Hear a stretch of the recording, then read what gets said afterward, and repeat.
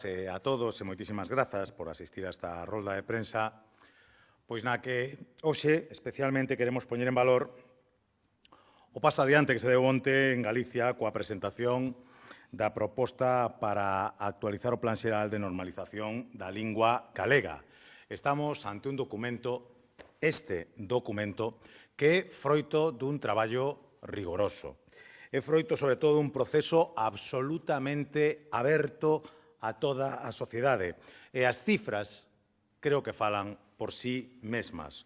11 comisións de traballo, máis de 130 expertos implicados na súa elaboración, máis de 400 contactos con distintos particulares, entidades e institucións, e máis de 1.400 achegas recollidas e analizadas. A Xunta cumpriu a súa palabra e o confixo presentando un documento moi traballado e que, sen dúbida, vai marcar, ademais, a folla de ruta das políticas lingüísticas para a vindeira década. Con este nivel de participación e de implicación, o resultado tiña que ser o que é un gran pacto pola lingua que é, en realidade, un gran pacto de país. Tras a súa remisión onte a esta Cámara, o documento inicia agora un novo camiño cara ao entendemento. Todos os grupos políticos, sen excepción, temos ante nós unha oportunidade magnífica para trasladar esa gran sintonía social de forma idéntica ao ámbito político. O acto de onte, no que se reuniron preto de 800 persoas en apoio e defensa da nosa lingua, ten que servir como o maior do incentivo para o acordo e tamén como un mandato da sociedade galega. Onte viuse que o noso idioma non é unha arma de confrontación, senón un espazo para o encontro. E por iso os galegos non entenderían que o acordo que se acada con naturalidade na rúa se creve por intereses políticos aquí dentro, na Cámara que os representa. O texto da Xunta é un excelente punto de partida, pero en absoluto é un contrato pechado. Inclúe unhas 700 medidas dirixidas a fomentar o uso e a aumentar o prestixio do galego, ao mesmo tempo que adapta as novas realidades de Galicia, un documento que levaba máis de 2 décadas agardando por unha actualización. E o fai poñendo foco en medidas que acheguen o galego ás novas xeracións, as persoas nacidas fora da nosa comunidade e aquelas persoas que carecen de transmisión familiar no seu entorno. E tamén en medidas que fomenten a lingua nos novos modelos de comunicación digital. Por iso, a nosa obriga parlamentaria non pode ser outra que a de traballar, a de sumar e a de enriquecer o documento, deixando a un lado as diferencias partidistas para protexer o nexo de unión máis forte que temos os galegos, a nosa lingua. E porque queremos firmemente nese nexo de unión, non nos imos quedar nas palabras. Imos pasar os feitos. Desde o Grupo Popular atendemos esa chamada ao diálogo que se nos fixo e imos trasladar unha proposta formal aos grupos desta Cámara para tentar pechar unha serie de reunións de traballo. Primeiro, pídolles aos grupos da oposición que lean e que analicen con detemento esta proposta, a proposta que se nos traslada. Pídolles que non a desboten sen estudala con detalle, porque creo que estaríamos a facerlle un fraco favor á nosa lingua sen prestarlle atención que realmente merece. Pídolles que se senten a negociar, a escoitar, a propoñer e a sumar, sen apriorismos e sen imposicións. E pídolles que acepten a man tendida que lles ofrecemos para o diálogo e para facer posible neste Parlamento o que foi posible a nivel de consenso social e que se evidenciou coa presentación deste novo plan de normalización. Onte o académico Manuel González remataba a súa intervención con 2 palabras: grazas e diálogo. Permítame que eu faga hoxe o mesmo.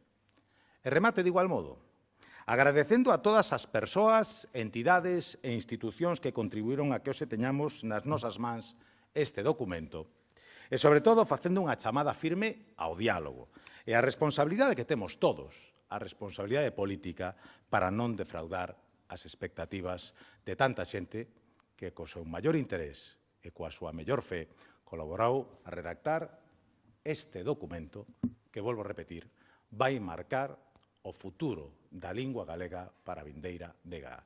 O gallá que non o fagamos caer en saco roto. E pola miña parte, máis nada, quedo á súa disposición por se queren realizar algunha pregunta sobre esta cuestión ou sobre calquera outra que sexa do seu interés.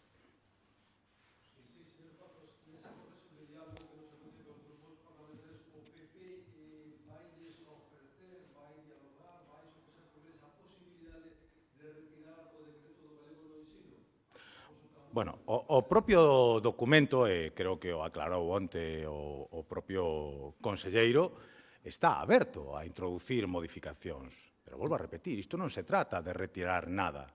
Se trata de enriquecer as propostas. E aí, se dan as condicións, e as condicións son que exista unanimidade en torno a esas decisións e que garantan en todo momento o equilibrio lingüístico dentro dos centros educativos, con esas únicas premisas que parecen francamente bastante razoables, estamos dispostos a explorar posibilidades de acordo para que o uso de galego no ámbito educativo se abra a calquera asignatura.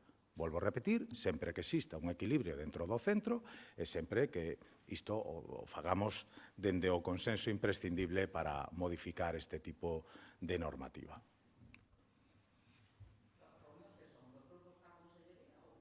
Non, nos vamos para apoiar. Onte se nos trasladou a través da presidencia do Parlamento o documento a todos os grupos. E nos queremos explorar se realmente existen vontade e elementos suficientes para o consenso. E, polo tanto, propoñemos reunirnos nós cos grupos para facer unha análise detallada do documento, unha análise máis pausada que a que escoitamos nas últimas horas e intentar analizar e explorar cales son as posibilidades de acordo e se iso permite, digamos, un acordo parlamentario que, volvo a repetir, debería refrendar o acordo social que creo que onte se evidenciou coa participación masiva de entidades nese acto. Nos vamos a propoñelas inmediatamente. Creo que non hai tempo que perder nunha materia que a todos nos interesa, e máis cando os distintos grupos levaban xa algúns días apremiando un tanto a presentación do documento e, ademais, a raíz das declaracións que tiveron lugar nas últimas horas, entendo que, polo menos, xa tiveron tempo de facer unha primeira lectura. Eu o que lle pido é que fagamos agora un pouco máis desapaixoadamente, un diálogo, manteñamos un diálogo que busque o que debería buscar todo o diálogo, que é un acordo e un consenso. Dende logo, nos tendemos a man e por nós non vai quedar.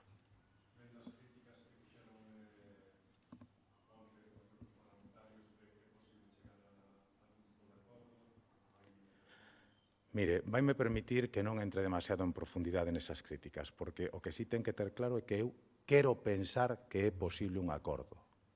Quero creer en que dende a boa fe hai marxe máis que suficiente para que todos enriquezamos o documento e pechemos de verdade un documento consensuado.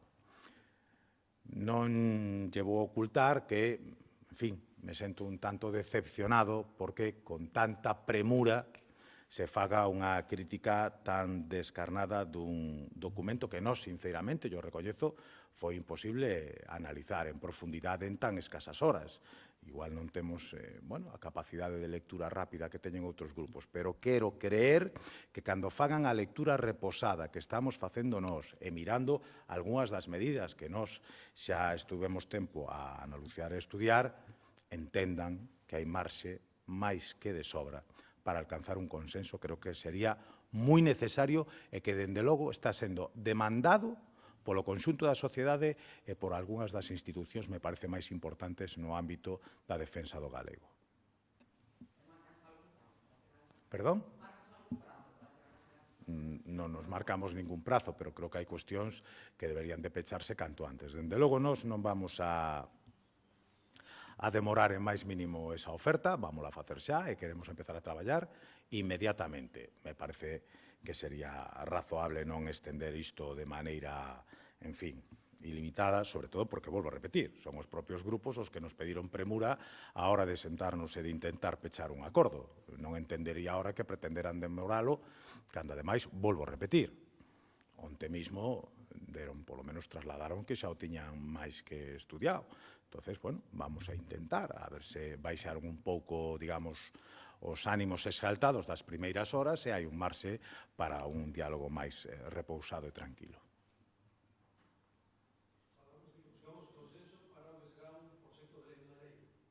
No, vamos a ver. Volvo a repetir, non hai un procedemento preestablecido para isto, e simplemente pois, vamos a explorar cales son as posibilidades, se é que existen. E se existen, pois tamén estaremos abertos a ver cal pode ser o modo máis apropiado para evidenciar un acordo no ámbito parlamentario. Pero primeiro vamos a comprobar se existe unha mínima vontade de acordo.